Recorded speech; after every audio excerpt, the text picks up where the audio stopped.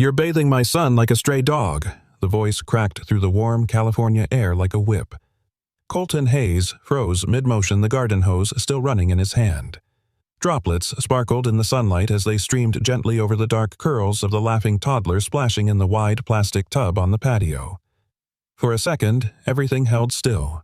The water, the breeze, even the boy's giggles suspended in the silence that followed that voice. Clarissa Dane stood at the edge of the marble path, stilettos digging slightly into the soft grout, her perfectly tailored black pantsuit rumpled from rushing. Her eyes, cold steel under designer sunglasses, were fixed on the scene as if it had personally betrayed her. Colton turned slowly, placing the hose down beside him with deliberate care. His uniform shirt was half-wet, sleeves, rolled-up arms dusted with light freckles and dried water. He didn't speak yet. Neither did Connor, the 2-year-old in question, who blinked up at the woman frozen in the doorway. The smile on the boy's face didn't disappear. It just paused. "I asked you a question," Clarissa said again, sharper this time. Colton stood to his full height. Calm, quiet, unreadable. "He got muddy," he said simply. "He was playing, and you thought the proper response was to drag him outside and spray him down like she threw up a hand." Her voice cracking with fury. Like this, Connor splashed a hand unaware, sending a wave of water onto Colton's pants. Colton didn't even glance down. "I didn't drag him anywhere," he replied. He asked. Said he wanted water time. He laughed, Ms. Dane. He laughed. Clarissa's lips tightened. "My son was scheduled for music therapy at 3. Structured play by 4. I came home to find him half naked in a plastic bin while my janitor plays summer camp." Colton's jaw tensed, but his voice stayed level. "You came home early." Clarissa took a step forward, her heels clacking on the wet tile. "That is not the point. No," Colton said, "but it might be the problem." Her eyes flashed. "Excuse me." Colton finally broke the eye contact and crouched beside Connor again. The boy reached up, tiny fingers wrapping around one of his shirt buttons. "You know what he said when I filled this tub?" Colton asked softly, not looking up. He said, "Daddy used to fill water here." Then he said, "No more water time. Mommy doesn't like mess." Clarissa flinched just slightly. Colton stood again. "I didn't plan it. I didn't break rules on purpose. The upstairs water was off for pipe maintenance. He was already muddy. I figured the sun was out, the hose was near, and the boy wanted to laugh." Clarissa looked down at her son. Connor smiled, lifting his soaked plastic dinosaur. "Roar," the boy whispered, offering it up like a peace offering. It didn't help. "Mr. Hayes," she said coolly, "you were hired to clean the floors, not parent my child. And yet," Colton said, eyes steady, "you left him with me." The silence was sharp. She hated that it cut as deep as it did. Colton reached for a towel nearby, wrapping Connor up with practiced ease. The boy leaned into him like it was the most natural thing in the world. Clarissa didn't miss that. She also didn't understand why it bothered her so much. "You're dismissed for the day," she said, voice brittle. "I'll have HR follow up." "I'm not on contract," he replied. "Just day-to-day hire. You want me gone, say the word. But maybe ask your son first." She opened her mouth, but no words came. Instead, Connor turned to her still damp towel draped like a cape and said softly, "Happy." Clarissa blinked. "What?" The boy pointed at Colton. "We happy." The words dropped like stones into the well of her chest. Colton didn't gloat. He didn't smile. He simply nodded and handed Connor to the waiting nanny who had appeared silently at the back door. Then, without waiting for permission, he gathered his tools, slung the cleaning cart into motion, and walked away. Each step slow, deliberate, echoing like punctuation marks on everything she didn't want to admit. Clarissa stood there long after the tiles had stopped dripping, and she wasn't sure what she hated more, the mess on the patio, or the way her son looked at the janitor like he was the safest place in the world. "I want a full background check on him. Tonight." Clarissa Dane didn't raise her voice, but her tone could have sliced glass. Chloe, her executive assistant of nearly a decade, blinked from across the sun-drenched kitchen island. "You mean the janitor?" Clarissa looked up from her untouched espresso. "Yes, the janitor." The marble countertops gleamed under the morning light, everything pristine except the inside of her chest, which felt like it had been cracked open since the incident on the patio. Chloe nodded hesitantly, tapping something into her tablet. "Just to confirm, Colton Hayes. He's only been here 6 weeks." "Exactly. And in 6 weeks my son says more to him than to his own mother." Chloe paused. Then quietly, "That's not entirely a bad thing, Clarissa." Clarissa shot her a look. Chloe raised her hands. "Just saying. Some people have warm energy, especially with kids." Clarissa stood abruptly, pushing the espresso aside like it had betrayed her. "I need to know who he is, before I let him put another drop of water on my child." 2 hours later, Chloe returned. Clarissa was in her home office, staring at blueprints she wasn't really reading. "Here it is," Chloe said, placing the file gently on the desk. Colton Hayes, 38, former structural engineer, worked for Montrose & Klein, top firm in Seattle, designed award-winning eco-housing for low-income communities, married. Wife passed away in childbirth 3 years ago. 1 son. No criminal record, no legal issues. Clean as snow. Clarissa flipped through the pages. Photos, certificates, a newspaper clipping with a headline, "Young Engineer Wins National Humanitarian Award for Sustainable Housing Project." She looked up. "Why, is he a janitor?" Chloe shrugged. "He walked away from it all after his wife died. Took custody of his son, relocated to LA. Started working odd jobs. I guess floors are quieter than grief." Clarissa swallowed hard.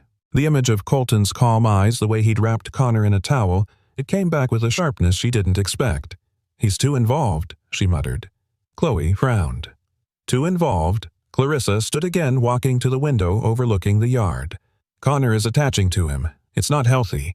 I don't need someone who plays parent. I need someone who does their job." "But isn't that the point?" Chloe asked carefully. "He is doing his job. You just didn't know which one your son needed most." Clarissa turned. "You're speaking out of line." Chloe didn't flinch. "No, I'm speaking as someone who watched a little boy cry for the first time because someone left. That landed like a slap." Clarissa's spine stiffened. "I want him gone by end of day," she said coldly. "Make sure he understands it's not personal."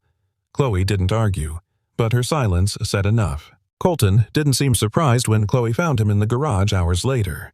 He wiped his hands on a rag, glanced once at the envelope she handed him, then simply said, "I figured. No one's angry," Chloe offered. "It's just, Clarissa prefers more structure." Colton nodded once slow. "She runs her life like a blueprint. I'm a stain she can't scrub out." Chloe smiled softly. "Maybe you're more like a misdrawn line, the kind that changes the whole design for the better." He looked at her, the first flicker of gratitude in his tired eyes. "Tell her," he said quietly, "Connor never cried with me, but he always missed her." That night, Clarissa walked past Connor's room and heard nothing. No giggles, no murmured stories, no sound of Colton's low voice narrating dinosaur battles or bedtime truck noises. Just silence. She peeked in. The boy lay awake, eyes open, staring at the ceiling. "Connor," she said gently. He didn't turn. She crossed the room, sat on the edge of his bed. "Sweetheart, it's time to sleep." Still nothing. "Would you like your book?" No answer. She placed her hand on his small back. It was warm, unmoving. Then, in a voice barely louder than a whisper, he asked, "Did Daddy go away?" Clarissa's breath caught. "What water, Daddy?" Connor whispered, "Did he leave?" Because I laughed too loud. It hit her like a truck. She wanted to say no. She wanted to say of course not. But the truth tangled somewhere between her throat and her pride. "He just had to go home." "Honey," she said finally. Connor blinked slowly. "I don't like home when he's not here." And then, like a curtain falling on her composure, Clarissa turned off the light and stepped out, her heart pounding in her ears. She walked straight to her office, pulled out her phone, and stared at Colton's number in Chloe's report. But she didn't call. She was Clarissa Dane. CEO, philanthropist, woman who rose from a bankrupt father's legacy and rebuilt it into an empire. She didn't call janitors in the middle of the night because her son couldn't sleep. Instead, she did what she knew best. She made a list. Interview new childminder. Reinstate structured play. Reinforce boundaries. Eliminate unnecessary emotional variables. Her hand paused. The last line stared back at her like a quiet accusation. Eliminate unnecessary emotional variables. She scratched it out. Wrote instead, "Understand what Connor needs, not what looks good on paper." She dropped the pen, folded the paper, and for the first time in years, Clarissa Dane cried, quietly, alone. No press, no board meeting, no perfection. Just the sound of a mother who realized maybe she wasn't parenting, She was performing, and the audience had just stopped clapping. Clarissa stood by the nursery door, arms crossed, lips tight. On the other side of the glass, Connor was wailing. Not tantrum wailing. Not hungry wailing. This was the kind of cry that curled deep into the marrow of her bones, jagged, breathless sobs of a child who didn't understand why the world had shifted. "Is this normal?" Clarissa asked without turning. The nanny, a woman with a pristine resume and colder eyes than steel, gave a stiff nod. "He's just overstimulated. He'll calm down once he understands who's in charge."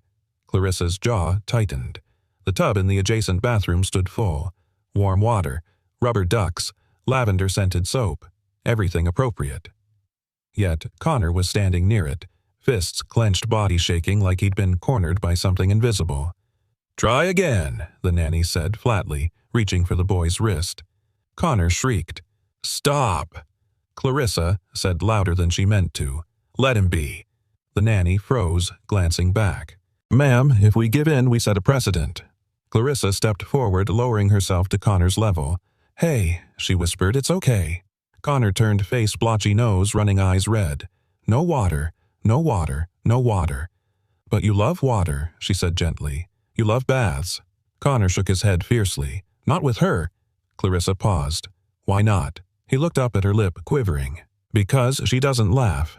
3 words. That was all it took to split something inside her wide open. Clarissa stood up slowly. "You're dismissed for today." The nanny blinked. "Excuse me, I'll pay your full rate, but please leave." There was tension, long pregnant, but the woman finally obeyed. When the door clicked shut behind her, the room exhaled. Clarissa sat beside the tub, unsure of what came next. Her fingers fidgeted on her lap. Connor sniffled quietly in the corner, arms wrapped around his small knees. She looked over, tried to smile. "You want me to read you something?" He shook his head. "I could put on your music." "Still no." The silence thickened like fog over glass. Until suddenly Clarissa stood up, walked over to the tub, and did something she hadn't done since college. She rolled up her silk sleeves, dipped her manicured hand into the water, and splashed. Connor looked up, startled. Clarissa looked at him, eyes wide with mock seriousness. "Did you hear that?" Connor blinked. "I think she whispered there's a water monster in here, a very naughty one." She splashed again, this time louder. Connor's lip twitched. Clarissa splashed once more, accidentally soaking her blouse. She gasped dramatically. "He got me, Connor, help. Only you can stop him." There was a long beat, then a giggle. Small, fragile, but real. And then Connor crawled slowly toward the tub. He dipped a finger in, then a hand, and then a foot, then splash. Water erupted everywhere, soaking Clarissa head to toe. Her expensive shirt clung to her ribs. Her blowout was ruined. But all she could do was laugh. Really laugh. Connor was now standing in the tub, stomping with glee. "Got him!" he shouted. "You did," she said, breathless. And, for the first time in a long time, Clarissa Dane, titan of glass towers and billion-dollar decisions, sat cross-legged on a tiled floor, soaked and smiling because her son had finally laughed without someone else's presence to coax it out. But deep down, she knew. She hadn't won. She'd only remembered. Later that night, Clarissa dried Connor off herself. Pajamas, brushed hair. A small bruise on his shin she kissed without thinking. She sat by his bed, flipping through one of his books. But Connor, already snuggled into his covers, stared out the window. "Quiet, Mommy?" he asked softly. "Yes, baby." He looked up at her. "Can we go find Daddy?" "Colton?" Clarissa's heart twisted. He had to go back to his home, sweetie. Connor's eyes drooped. He said, "Home is where people wait for you." Clarissa didn't speak. Connor yawned. "But I'm waiting here." She turned off the light with trembling fingers, sat alone on the hallway floor for longer than she'd ever admit, her soaked blouse still in the laundry, her heart even wetter. The next morning she walked into the kitchen and found Chloe pouring coffee. Clarissa sat down wordlessly. Chloe raised a brow. "You look like someone who got ambushed by a rogue water monster." Clarissa cracked a tired smile. "He laughed," she whispered. "He actually laughed. With me." Chloe set down the pot. "That's amazing." Clarissa nodded, then added, "But he still asked for Colton." Chloe watched her carefully. "Do you want him back?" Clarissa didn't answer right away. "I want to believe I'm enough," she said. "But the truth is, Colton doesn't try to be perfect. He just shows up." Chloe smiled softly. Maybe that's what makes him perfect. Clarissa looked up, her voice quieter than a breath. Chloe, what if I've built my entire life on a blueprint that never made space for laughter? Chloe leaned in. Then maybe it's time to draw a new one. Clarissa let that sit in her chest, heavy, real, but not crushing. Just true. That night, when Clarissa tucked Connor into bed, he said something that stayed with her long after the lights went out. I like you, messy mommy. She froze. You're funny when you splash, he added. Clarissa bent down, kissed his forehead. Good night, baby.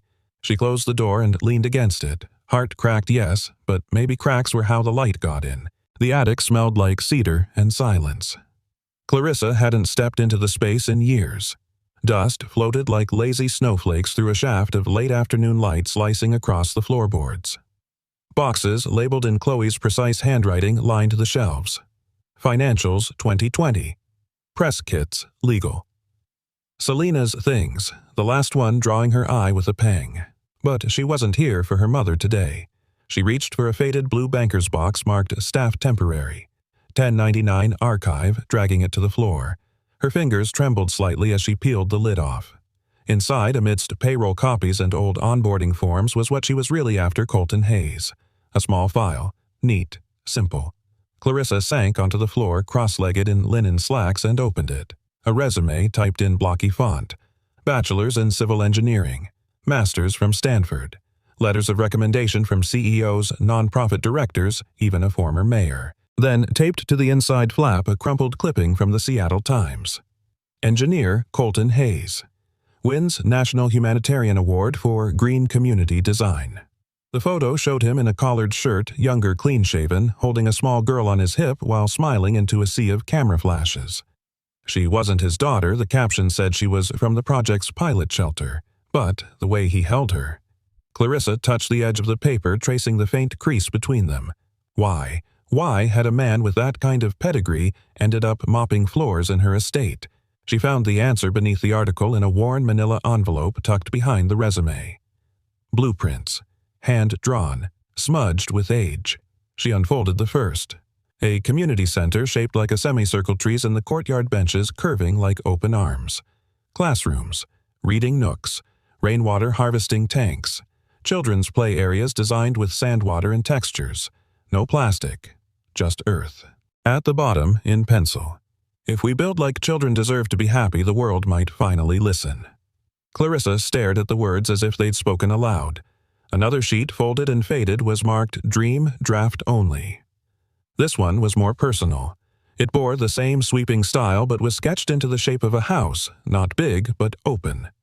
One master room, one child's room, a central kitchen flooded with natural light, a porch wrapped around the front, and a line written just beneath the title box, for Lila, for who we would have become.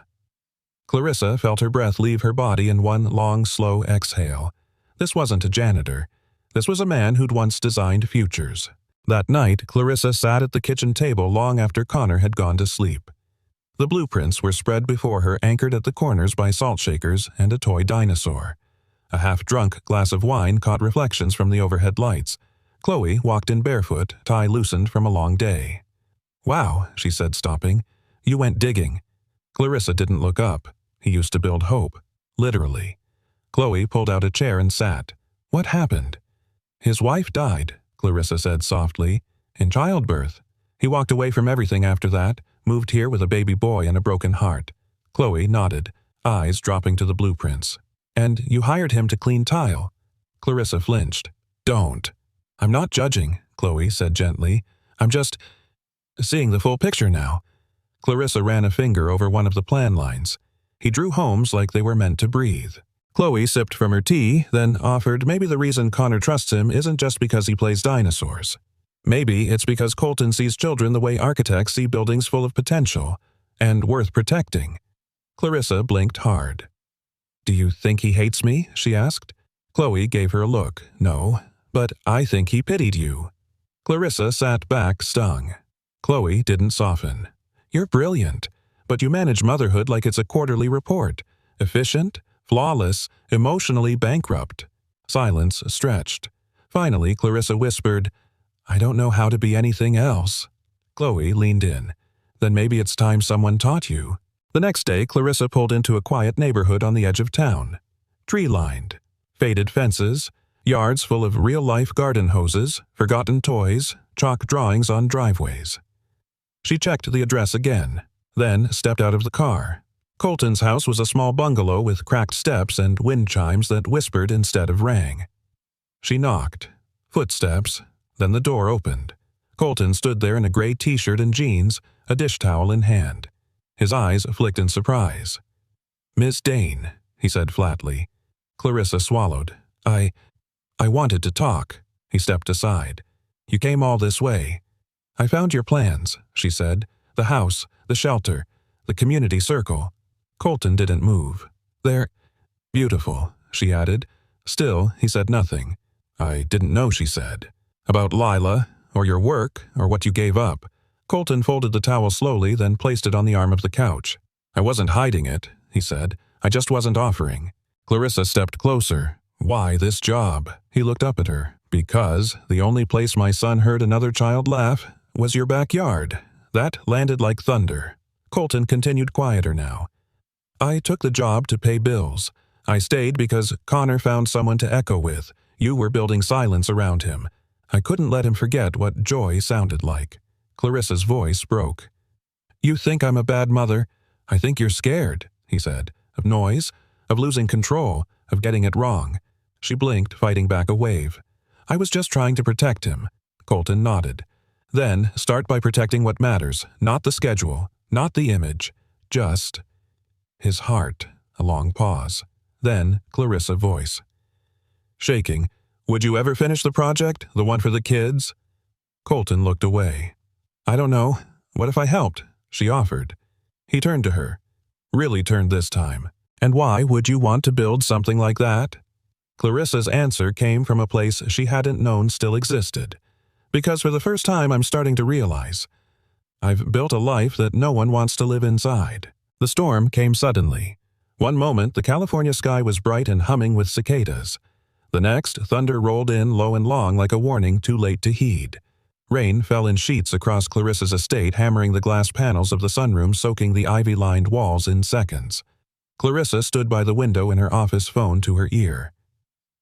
"Did you reschedule the board call?" "Yes, ma'am," Chloe replied. "But there's another issue. Connor's not in his room." Clarissa turned slowly. "What do you mean not in his room? I mean," Chloe said, voice lower now he's outside, in the rain. Clarissa didn't respond. The phone slipped from her hand and bounced off the armchair. She was already running. The backyard was a blur of wet and chaos. The concrete path was slick beneath her heels. Water slapped the sides of the patio, pooling beneath the table where Connor sat trembling, soaked through, and utterly alone. Clarissa rushed forward, scooping him into her arms. He was cold. Too cold. "Connor," she whispered, her voice breaking. "What are you doing out here?" His lips were blue, his eyes wide. "Water time," he murmured, "waiting for Daddy Colton." Clarissa's chest cracked clean in two. She pulled him close, running back inside, barking orders to the staff for towels, warm, blankets, call the doctor now. She held him tightly on the couch, her designer suit-drenched mascara streaking down her face as if none of that had ever mattered. "I'm sorry. I'm sorry," she kept whispering. But apologies couldn't stop the fever. By evening, Connor was burning up. The pediatrician had come, checked vitals, prescribed meds.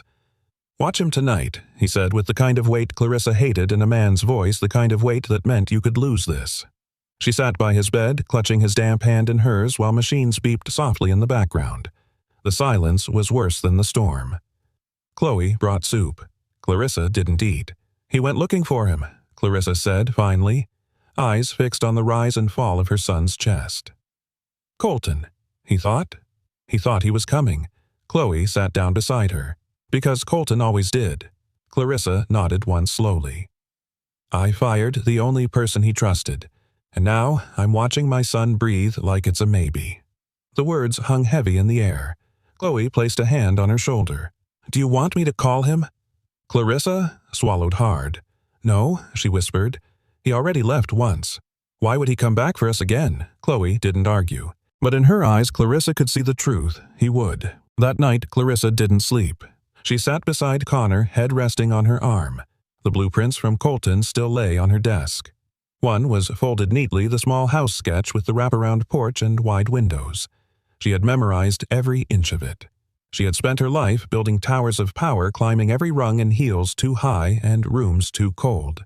But she had no blueprint for this, for love, for softness, for mess, for motherhood. Lila, she whispered into the dark, thinking of the name scribbled on Colton's drawings. Did he ever tell you how much he stayed after you left? She looked down at Connor's pale face. Because I didn't, and then softly, but I will now. By morning, the fever had broken. Clarissa wept silently against her son's hair when the pediatrician nodded with quiet relief. Connor stirred, opened his eyes, and blinked at her. Hi, baby, she whispered, brushing back his damp curls. Did Daddy Colton come? He asked, voice raspy. Clarissa kissed his forehead. No, sweetheart, but Mommy's here. He blinked quiet. I waited, he said. She nodded. I know. I got cold. I know, love. There was a pause. Then with a whisper that shattered her, he asked, Was I bad? Clarissa's heart splintered. No, she said fiercely. You were never bad. You were just braver than I was ready for. Connor closed his eyes, drifting. She held his hand like a promise. Later that day, after Connor had finally fallen into deeper sleep, Clarissa stepped into her office. The windows still held streaks of rain, but the storm had passed. She looked at the blueprints again, then reached for her phone. She didn't hesitate this time. She dialed. It rang once, twice, then Colton Hayes. His voice was steady, but not warm. Clarissa breathed in slowly. It's me, she said. Clarissa, a pause. I figured. Connor got sick, she said, cutting straight to it. He went outside in the rain, looking for you. She could hear the breath catch on the other end. I didn't know how much he'd held on to you, she continued. How much you mattered. She paused, and her voice cracking. I thought structure could replace presence. I thought safety meant walls and boundaries. But I forgot that children don't need protection from joy. There was a long silence. Then Colton asked quietly, Is he okay? He's stable, she said. Better now. Another pause. I shouldn't have let you go, Clarissa added. That's not about professionalism or boundaries or image. That's just me finally being honest. Colton was silent for a beat. Then I didn't stay for you. I know. I stayed for him. Clarissa nodded, even though he couldn't see. And now I'm asking you to come back. For him. And for you, he asked quietly. Her voice faltered. I don't know how to ask for things I don't deserve. Another silence. Then, maybe don't ask, he said. Just let me choose. She closed her eyes, let that sentence settle deep. Then I hope you choose us, she whispered. I already did, he said. You just didn't see it. That evening, as the sun painted gold through the windows, Clarissa sat beside Connor's bed. His cheeks had color again. His fingers were curled around his favorite plush dino. The front door opened quietly downstairs. Footsteps echoed up the hallway. Clarissa stood heart-pounding, just as the door creaked open. Connor stirred. His eyes fluttered. And when he saw who stood in the doorway, he smiled that same small, brilliant smile that had once bloomed under a garden hose. Daddy Colton, he whispered. Colton crossed the room, dropped to one knee, and took the boy's hand. I heard you waited, he said softly. Connor nodded, eyelids heavy. Colton leaned in close. Thank you for waiting. Clarissa watched from the side, her arms crossed not in defense, but in awe. For the first time, she didn't feel like a CEO managing a life. She felt like a woman, being welcomed into one. The rain was gone, but the silence hadn't left. It clung to the corners of Clarissa's estate like dust on forgotten shelves, quiet, watchful, heavy. Even after Connor's fever had broken, after Colton returned and tucked the boy in with that rare, steady calm only he could bring, Clarissa felt the quiet thrum of something unsettled inside her. Not fear, not guilt. Something older, something unfinished. She couldn't sleep that night, couldn't sit still. The house was dim, the staff long dismissed Chloe asleep upstairs. Colton had left after dinner quietly without promises.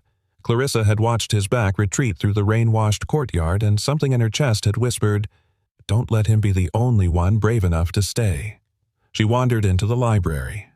Not the new one, the high-ceilinged modern space she used for press photos, but the old one, her mother's. The shelves groaned under the weight of hardcovers most unopened since the funeral. Clarissa hadn't touched this room in years. It still smelled like cedar pipe smoke and her mother's Chanel.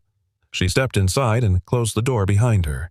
In the corner was the bookcase with the hidden latch. She reached behind a row of biographies and pressed. A click. The bottom panel opened, revealing a compartment she hadn't looked inside since she was 22. Her mother, Selena Dane, had been many things: cold, brilliant, feared, admired. But not once in all Clarissa's childhood had she been warm. Clarissa pulled out a single leather folder bound in crimson ribbon. A letter was tucked inside. She unfolded it with careful hands, the paper yellowed, but the ink bold. To my daughter, if she ever decides to stop pretending. Clarissa blinked. You were born into a world I built to protect you, but I see now that I raised you behind glass. Shiny, strong, untouchable. A daughter no one could crack, not even herself. You think parenting is about outcomes, about making sure they succeed, but it isn't. It's about being the place they fall when the world is too much. It's about being there, not being perfect. If you're reading this, you've likely broken something, or something has broken you. Good. That means you're finally soft enough to feel, finally real enough to begin. A child doesn't need a CEO. They need someone who stays, someone who listens when they have nothing left to say. So, if you're still trying to be the woman the world claps for, I beg you be the one your child runs to instead. Clarissa read the letter once, twice. By the third time, the words blurred behind her tears. She folded it with trembling fingers, pressed it to her chest, and whispered, "You knew, all this time." The next morning, the sun painted the floorboards gold. Connor sat at the kitchen table building a tower of cereal pieces. Colton was wiping down the counter sleeves, rolled up hands steady. Clarissa entered quietly, holding the letter. She set it on the table in front of Colton. He looked up. "It's from my mother," she said. "She died before Connor was born. We didn't get along." Colton picked up the letter, scanned the first few lines, then paused. "She sounds like she knew more than she let on." Clarissa nodded. She always did. He folded the paper carefully and placed it back down. "Thank you for showing me," he said. She hesitated. Then, "Do you think people like us get second chances?" Colton didn't answer right away. Instead, he turned and poured her a cup of coffee. Black, no sugar, just the way he'd seen her take it weeks ago. He placed it in front of her and said, "Only if we stop using the first one to prove we were right." Clarissa looked down into the steam, then at him. "I've spent my whole life proving things." "I know," he said gently. "Then what now?" He shrugged, a soft smile at the corner of his mouth. "Maybe start proving you're here." Connor suddenly let out a triumphant cheer as his cereal tower collapsed into his bowl with a splash. Clarissa laughed, really laughed, and Colton watched her without saying a word. Because sometimes the loudest breakthroughs begin in silence. Later that day, Chloe found Clarissa in the garden barefoot, snipping lavender. "You look suspiciously calm," Chloe teased. "I found something," Clarissa said, "that I didn't know I needed." Chloe raised a brow. "A flower with Wi-Fi." "A letter," Clarissa said. "From my mother." Chloe stilled. "You kept it?" Clarissa nodded. It wasn't full of apologies, but it was honest. Chloe sat on the edge of the fountain. "And what did it say?" Clarissa looked out over the courtyard where Connor was rolling a toy truck across a sun-warmed stone. It said, "I've been parenting with a clipboard, but he needs someone who knows how to catch." Chloe smiled. "So, what's next?" Clarissa looked at her eyes bright.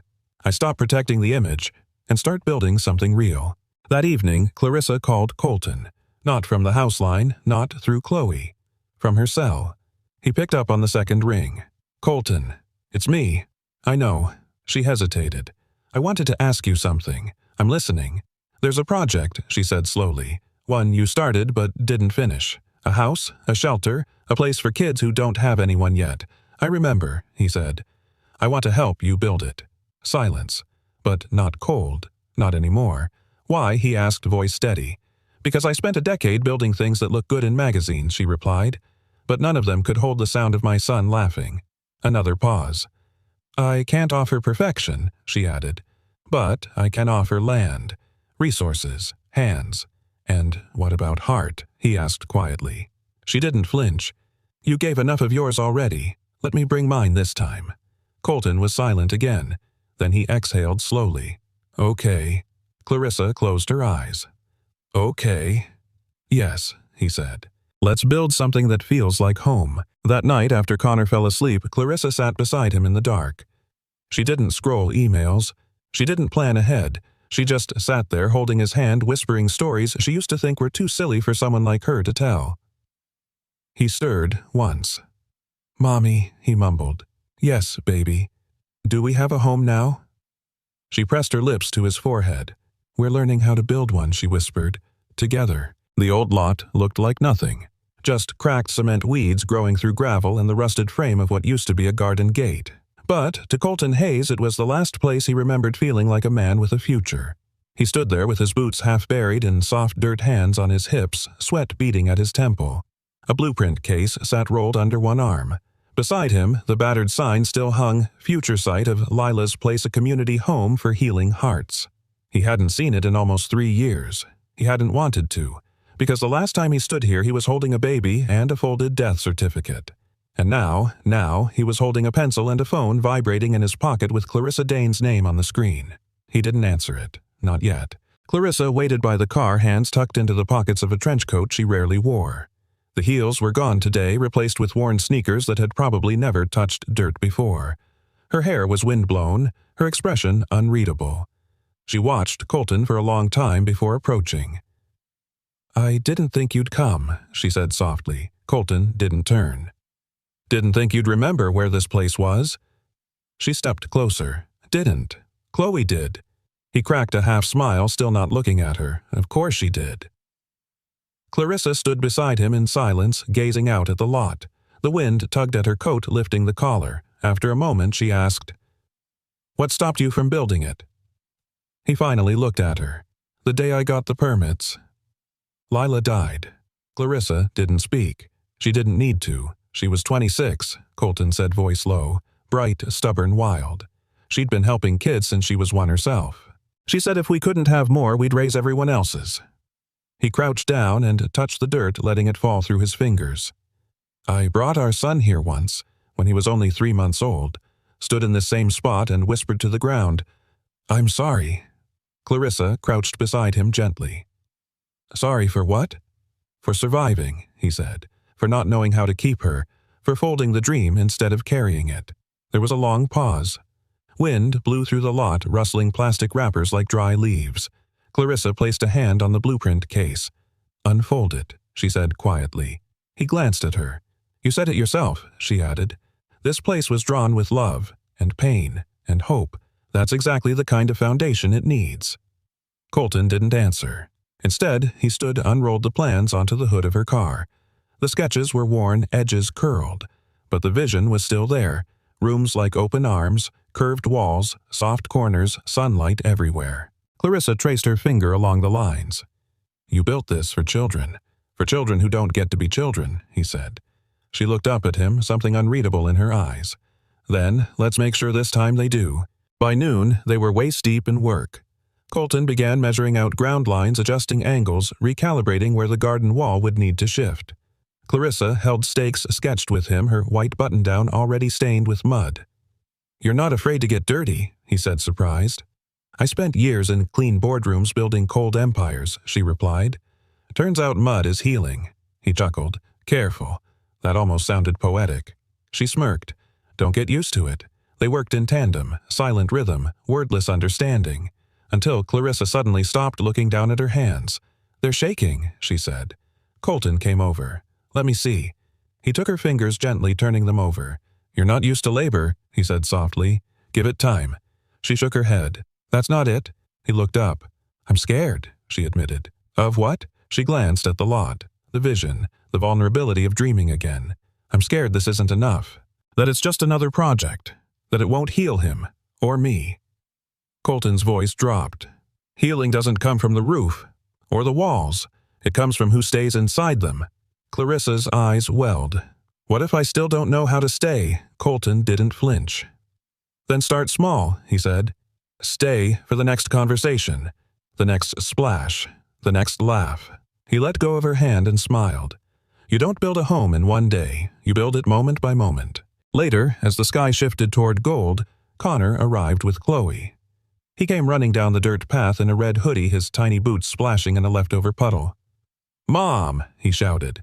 Why are your pants dirty? Clarissa laughed, wiping sweat from her brow. Because I helped Daddy Colton dig a foundation. Connor's eyes went wide. You digged. Colton crouched beside him. We dug, buddy. Oh. Connor grinned. Can I help dig too? Clarissa and Colton exchanged a glance. Then she nodded. Absolutely. And just like that, a boy with a plastic shovel joined two adults with broken hearts in sketching something new into the dirt, something not perfect, but promised. When the sun dipped behind the trees, casting long shadows over the bare ground, Clarissa stood beside Colton once more. This is the first time I've built something without expecting applause, she said. Colton looked at her. How does it feel? She didn't answer for a moment. Then, it feels true. He nodded, his hands muddy, tired, full. She looked down. You said once that your son heard another child laugh in my backyard. That's why you stayed. Colton smiled gently. Yes. Clarissa met his eyes. Today, I laughed in yours. That's why I'm staying. And Colton, the man who once folded dreams into a drawer, felt something unfold in his chest again. Not blueprints, but belonging. Connor's laughter came back like a song someone had forgotten how to sing. Not all at once. Not loud. But soft, steady, and surprising, like the breeze that rustles the chimes on a quiet afternoon, making the whole world pause for just a moment. Clarissa stood in the doorway of the sunroom, barefoot, holding a mug of tea that had long gone cold. Outside, on the freshly cleared patch of earth beside the future foundation, Connor was playing with the hose water arcing into the air, his small hands aiming it like a fireman on a mission. Colton stood just out of reach, arms crossed, letting the boy laugh without interfering. Clarissa watched as Connor accidentally sprayed his own foot, squealed, then fell backward into the grass, howling with joy. Colton didn't rush to help him. He just chuckled and waited until the boy caught his breath. And then Connor turned to him and shouted something Clarissa had never heard before. Hattie, watch this. The mug slipped slightly in her grip. She froze. Colton looked up just for a second. He didn't respond with words. He didn't need to. He walked over and knelt down beside the boy, and whatever he said back, it was quiet, soft, and filled with the kind of stillness only fathers understand. Clarissa stood in the silence after that, chest tight. Later that evening, Colton came inside, shoes muddy, shirt damp from being caught in the spray. Clarissa was at the kitchen counter chopping vegetables. Her movements were precise. Too precise. He leaned against the doorframe. You heard him. She didn't look up. I did. Colton waited. Clarissa set the knife down, exhaled. I thought it would hurt, she admitted, hearing him call someone else that word. Did it? He asked. She looked at him then. No, that's what surprised me. It didn't hurt. It felt right. She paused. Does that make me weak? Colton shook his head. No, it makes you brave. She swallowed. I spent so long trying to be everything to him. Mom, dad, guardrail, mentor, therapist. And sometimes Colton said kids just want someone who'll sit in the mud and hand them worms. She laughed despite herself. He stepped closer. You didn't fail him, Clarissa. You carried him through the hardest part. You just forgot. You were allowed to pass the baton. Her voice was softer now. What if I don't know how to let go? You don't have to, he said. You just have to let him reach for someone else without thinking it's because you weren't enough. That silence between them, it wasn't empty anymore. It was full of understanding. And something else. Something unnamed, but growing. That night as Connor curled into his pillow, Clarissa pulled the covers over his chest. Did you have fun today? She whispered. He nodded sleepily. Daddy Colton is funny. She smiled. He is. Connor blinked slowly. He's not my real dad, right? The question struck gently, but not cruelly. Clarissa brushed back his hair. No, sweetheart. He's not your real dad. Do I have one? She paused, then said honestly, You did. But he didn't stay. Connor was quiet. Then with all the weight of a child's wisdom. But Colton stays. Clarissa's throat closed. Yes, she whispered. He stays. Connor turned onto his side, breathing slowing. Before his eyes closed, he mumbled, I like when people stay. Downstairs, Colton was cleaning up the dishes, slow, methodical, almost ritualistic. Clarissa came down barefoot, hair tied back, sweater hanging loosely off one shoulder. He glanced at her. You okay? She nodded. He asked about his real dad. Colton set down the sponge, and I told him the truth, that he left. Colton's jaw tensed. I didn't go into details, she added, but I told him the most important part. What's that you stayed? Colton turned to her fully now. I never wanted to replace anyone, he said. I just wanted him to feel chosen. Clarissa stepped closer. You did more than that. You reminded him what it feels like to be safe, and free, and allowed to laugh. Her voice wavered. You reminded me, too. He held her gaze. Do you know why kids laugh the most when they feel seen? He asked quietly. Why? Because laughter is trust out loud. She didn't answer. She didn't need to. Instead, she walked over, stood beside him, and picked up the drying towel. They worked together, quiet close. And just before the final dish, she said the softest thing he'd ever heard her say. I don't know what we are. Colton looked at her eyes kind. We're building, he said. That's enough. The next morning, Clarissa woke to the sound of music. Not a song, not a melody, but laughter.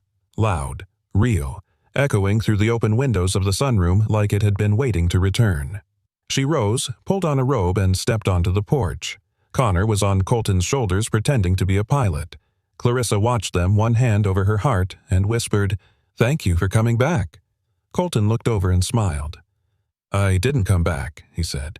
I just stopped walking away. The sun had barely risen when Clarissa stepped onto the foundation site.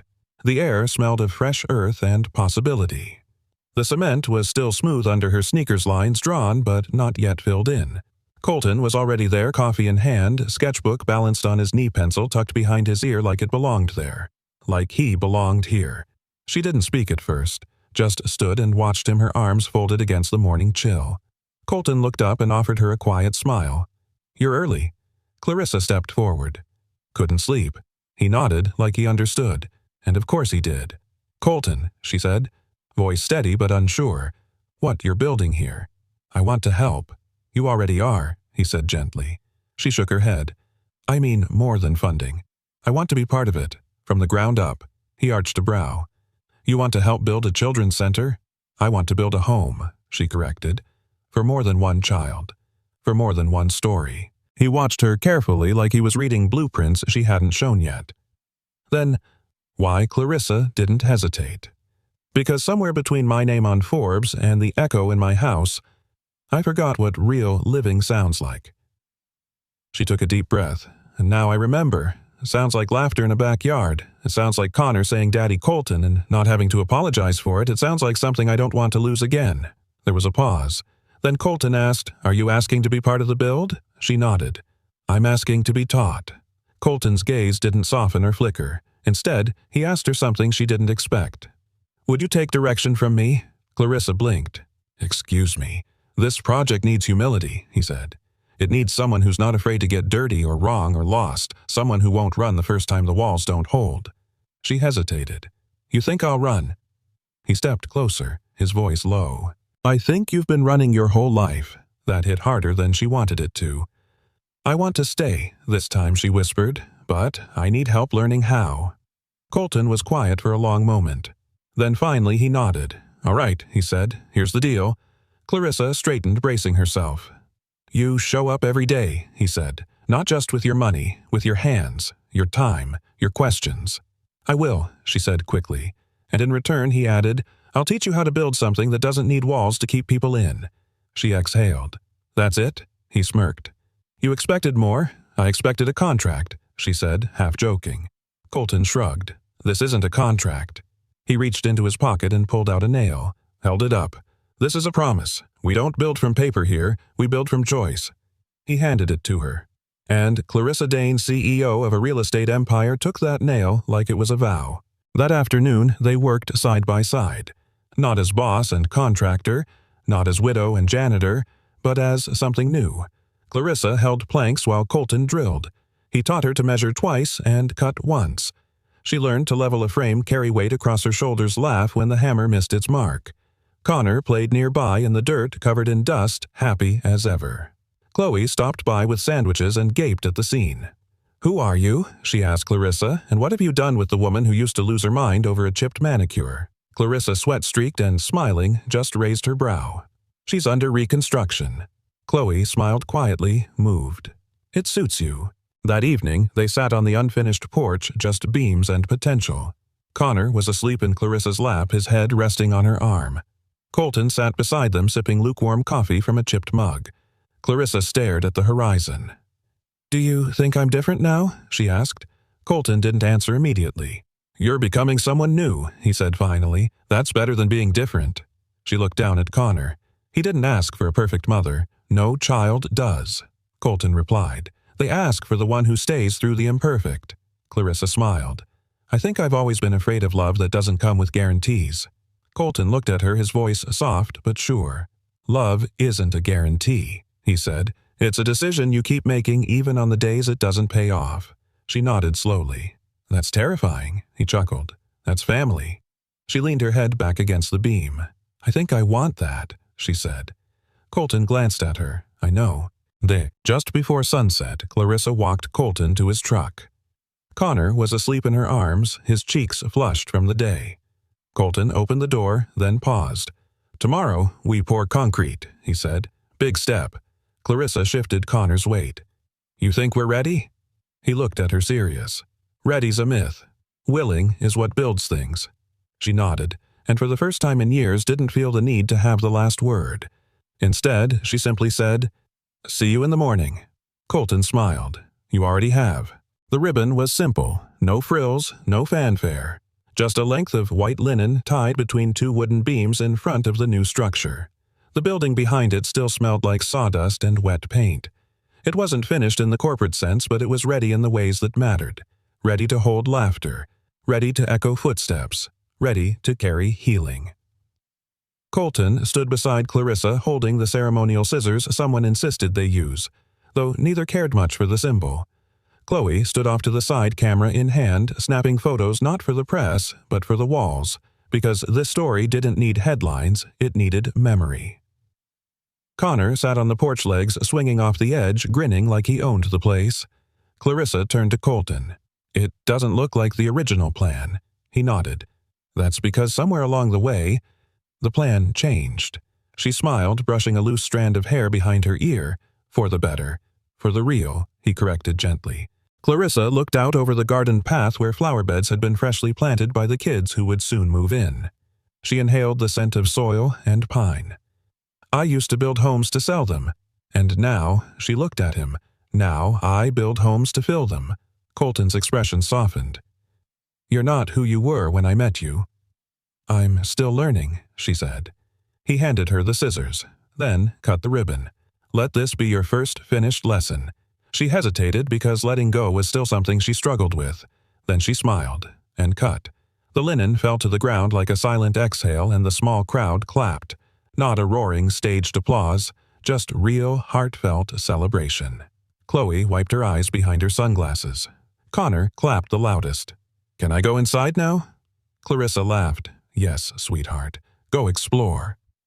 He ran toward the open door, arms spread like wings. Inside, the air was warm. Not because of the thermostat, but because of the way light streamed through skylights and landed on soft couches reading nooks and a tiny hand-painted mural that read, "You're safe here." Clarissa walked through the rooms with Colton, her hand grazing the doorframes. "This place feels like something I would have needed as a child," she said. Colton nodded. "That's how I designed it." They stopped in the main room, a large circle space with cushioned shelves of books and a low stage built from reclaimed wood. At the back, a corkboard with pinned photos from the building process. One showed Clarissa, hair wild, covered in paint. Another showed Colton teaching Connor to hold a level. Clarissa reached into her bag and pulled out a new sheet. She pinned it in the center of the board. Colton leaned closer. It was a blueprint, not one of the building, but something else. He read the title aloud. "The Blueprint of a Family." She smiled. "It's not architectural, it's emotional." Beneath the title were drawings, a hand reaching for a smaller hand. A cup of coffee shared at sunrise. A scraped knee being kissed. A cracked voice saying, "I'm sorry." A child laughing. A man staying. A woman letting herself be loved without permission. Colton stared at it for a long time.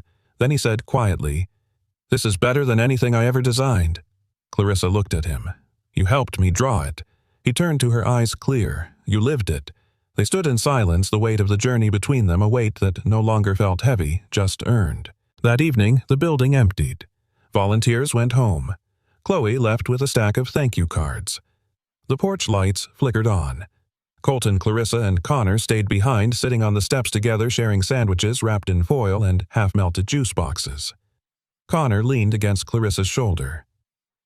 "Can we live here too?" he asked, voice already drowsy. Clarissa kissed the top of his head. "We live here in a way, already, honey. Our hearts do." Connor pointed at the corkboard. "That picture's us?" Colton smiled. "All of it is." Connor grinned, eyes fluttering closed. Clarissa looked at Colton. "I never said thank you," she said. He tilted his head. "For what? For not walking away the second time?" He nodded once. "It was never a second time. It was a pause. I just waited until you were ready to walk with me." She looked down. "And now," he reached over and gently took her hand. "Now," he said, "we walk forward." Clarissa squeezed his fingers. The porch light buzzed. Somewhere nearby, an owl called. And in that quiet sacred space between words, two people who had lost everything found something they never expected: belonging. Later, as Connor slept in the back seat and Colton drove them home, Clarissa watched the lights of the new center fade in the rearview mirror. She whispered to the night, "You were right, Mom." Colton glanced at her. Clarissa smiled faintly. "She once told me not to raise Connor like a project, not to live behind glass. That joy should be his birthright." Colton nodded. "He's living it now." She looked at him. "Because you taught me that healing doesn't come from perfection. It comes from presence." He reached over, resting his hand on her knee. "No," he said. "Healing comes from choosing to stay even when it's easier to leave." Clarissa leaned her head against the window, eyes shining. And that she whispered might be the only blueprint worth following. It was the kind of morning that didn't ask for anything. Soft light, gentle breeze. The scent of fresh earth hanging in the air like an unspoken promise. Clarissa stood barefoot on the porch of the new community center, coffee mug warm in her hands. The building behind her was quiet, still waking up. The sound of laughter hadn't yet begun to echo through its halls. But she knew it would. She smiled. From the far end of the garden, Connor's voice rose clear and bubbling with excitement. "Mom." He found one. A big one. She looked over. Colton was kneeling by the flower bed with Connor crouched beside him, both inspecting a fat, wiggly worm like it was a treasure from an ancient tomb. Connor bounced up and down, mud on his jeans, joy in every inch of his body. "Can we name it?" he shouted. Clarissa called back. "Only if you promise not to bring it inside this time." Colton looked over his shoulder, smirked. "No promises." She rolled her eyes, but her smile deepened. She'd never known mornings could feel like this. Not perfect, not staged, just honest. They spent the morning working together, tending the garden, cleaning up after the weekend's volunteer event, repainting a few chipped railings. There was no rush, no agenda. Only rhythm. At noon, they laid out lunch on the front steps, peanut butter sandwiches, orange slices, and lemonade in a mason jar. Connor insisted on sitting between them like a bridge that didn't want to be crossed but shared. "I heard we're getting a piano next week," Clarissa said, sipping from the jar. Colton nodded. "Donated by a retired music teacher. Said it's seen more mistakes than a math textbook and still sings." She smiled. "Sounds like all of us." He looked at her, brow raised. "You saying we sing now?" Clarissa tilted her head. "We stay in tune most days." Connor wiped jelly from his chin and added, "And we're loud." "That's what matters." They laughed, the kind of laugh that didn't need explanation. The kind that came from knowing you made it. Not out of the fire, but through it together. That evening, after Connor fell asleep in a pile of coloring books and wooden blocks, Clarissa and Colton sat on the back porch watching the sun melt into orange. The center behind them glowed softly through the windows. Warm. Alive. Clarissa turned to him. "You know, when we cut the ribbon, I thought that was the ending." He looked at her. "Wasn't it?" She shook her head. "No, that was just the door opening." Colton was quiet for a long beat. Then he said, "I used to believe family was something you're given, not something you make." She looked at him. "And now I know." He paused, searching for words that carried the weight they needed. Family is who stays when it's hard and laughs when it's easy. Clarissa swallowed. "I spent years protecting myself from needing anyone. I thought if I built big enough walls, nothing could fall apart inside." "And what did you learn?" he asked. She turned to him, eyes steady. "That the walls only kept out the things that could have saved me." Colton didn't say anything right away. Instead, he reached into his satchel and pulled out a sheet of paper, worn, creased at the edges. He handed it to her. It was another sketch. A home. Not a shelter, not a center. A home. 3 bedrooms, a wraparound porch, a tiny swing set out back, and at the bottom in his neat handwriting, "The house we didn't plan but built anyway." Clarissa traced the lines with her finger. Her voice was soft. "Is this for me?" Colton looked at her with the gentleness of a man who had nothing left to prove. "No," he said. "It's for us." Tears welled in her eyes, but they didn't fall. Not this time, because this time she didn't feel broken. She felt whole. She folded the sketch, pressed it to her heart, and whispered, "I never imagined this life." Colton smiled. "Me neither. But maybe the best lives aren't imagined. They're chosen, day by day." She leaned her head on his shoulder, the porch light flickering on behind them, casting a glow that felt more like home than any chandelier ever had. In the weeks that followed, the center grew not in square footage, but in heart. New children arrived, stories were shared, walls were drawn on, mistakes were made and forgiven. Colton taught woodworking on Saturdays. Clarissa read to the kids every Tuesday. Connor became an unofficial tour guide and worm expert. And, on one especially quiet Sunday morning, while the world outside rushed as always, Clarissa reached across the breakfast table, took Colton's hand and said simply, "I love this." He squeezed her hand gently. "I love you." She looked at him surprised, then breathless. And just like that, without fireworks, without grand declarations or dramatic music, she stayed. And that was enough. That night she wrote a letter to herself, not for press, not for show, but for memory. Dear Clarissa, you didn't just build a center. You didn't just fix a broken plan. You chose people. You chose presence. You chose love. And now you're home. As the stars blinked into the sky and laughter from the upstairs windows echoed into the night, one final line appeared in blue crayon scrawled on the chalkboard in the main room by a sleepy little boy with a red hoodie and a muddy grin. We're not perfect, but we stayed. And that's how homes are built. Sometimes the homes we build aren't made of walls or bricks. They're made of patience, of second chances, of hands that choose to stay even when they could have walked away. If this story touched your heart, we'd love to hear from you. Where in the world are you watching from? Let us know in the comments. Your stories inspire us too. And if you believe in the power of love, healing, and found family. Don't forget to like, subscribe, and share this video with someone who might need a little hope today. New stories are coming. Stories that remind us, you don't have to be perfect to be part of something beautiful. You just have to stay. Thank you for being here. Thank you for listening. And above all, thank you for believing in stories that heal.